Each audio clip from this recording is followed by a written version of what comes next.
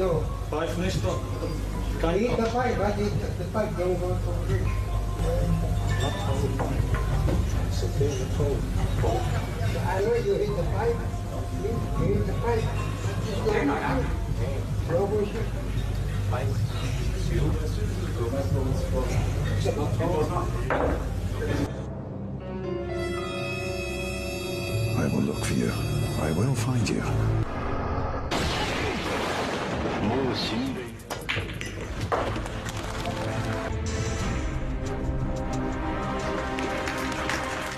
Kamusta kayo mga Kas-Argo? Ito ang German Tour, taong 2017, 9-ball game match.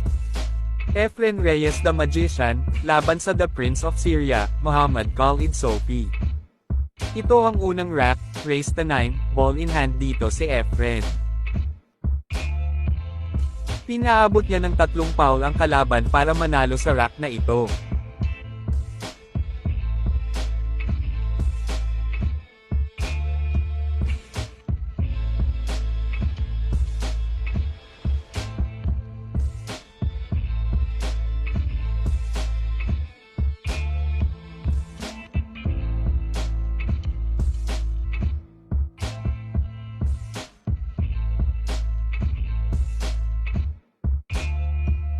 Dumipensa lang ang bawat isa, panoodin ang gagawin ng ating magician.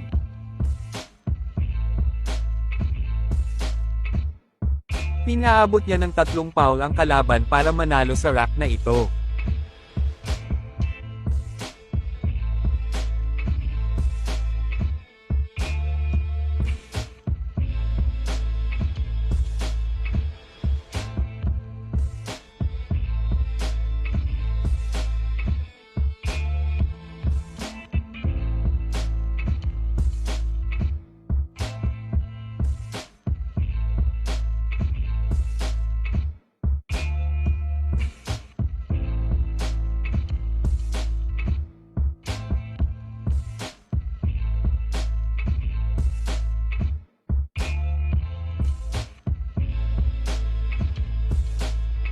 Pumunta na tayo sa pangatlong rack, si Efren ang nag-break at sa kasamaang palad ito ay na-scratch.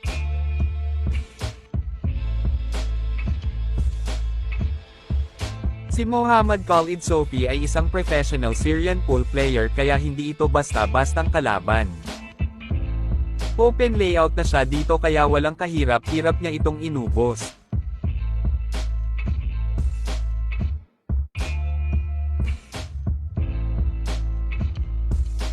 Ito na ang rack 6, si Efren ang nag-break at may tira pa ito sa 1, ngunit sa kasunod ay tumago ito sa 8.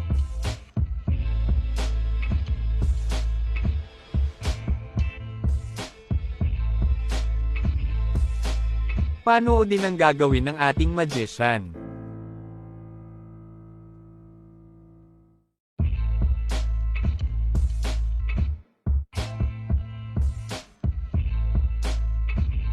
Napakagaling na two-rail kick shot sa DOS.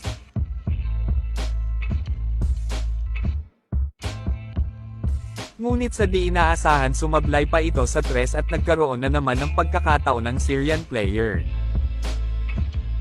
Ang Syrian player na ito ay naging second place sa World Pool Championship taong 2023 at nanalo ng $30,000.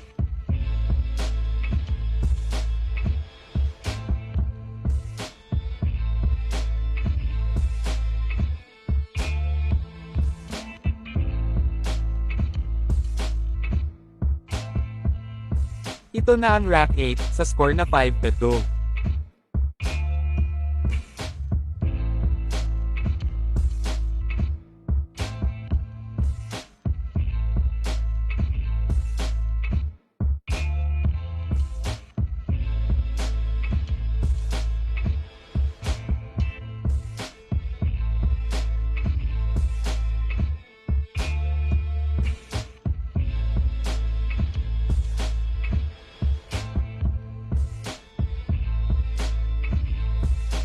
Panoodin maigi ang mga sunod na mangyayari.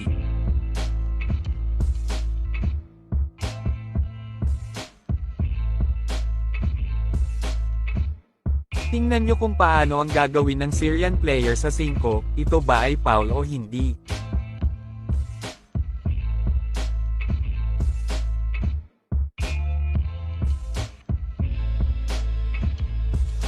Kung mapapansin nyo sa slow-mo ng replay, kitang-kita na tumama naman ang cue ball sa 5 ngunit hindi ito bumanda kaya ito ay nasabing foul.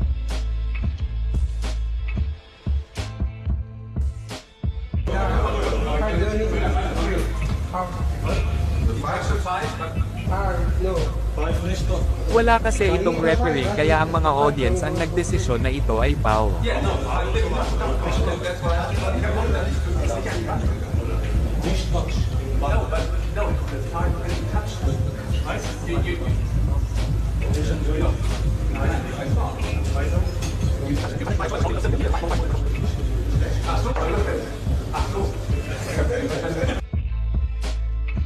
Ngunit di sumang-ayon ang Syrian player at pinipilit itong hindi siya foul, pinapaliwanag nitong tumama naman daw at bumanda ito.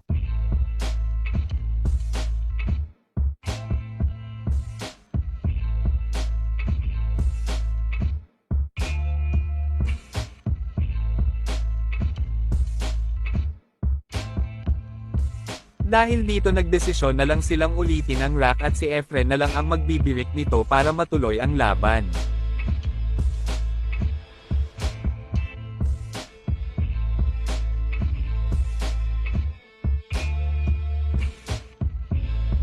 Dry break si Efren dito at sinubukan ng Syrian player na dumipenso ngunit sumablay ito.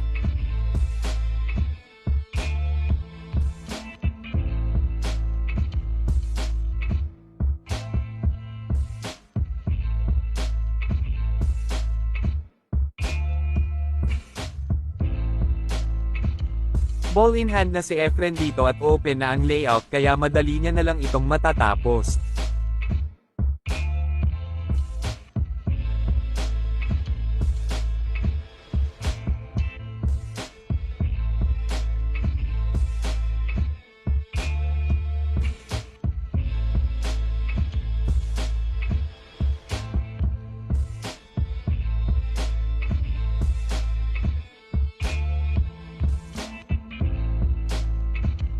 Pumunta na tayo sa rack 13, napakagandang break ang ginawa ni Efren dito.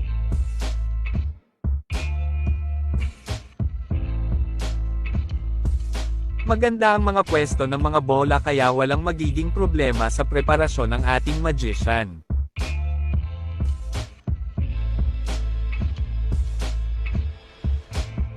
Dahil sa argumentong nangyari kanina, hindi na pinagbigyan ni Efren na makasagot ang kanyang kalaban.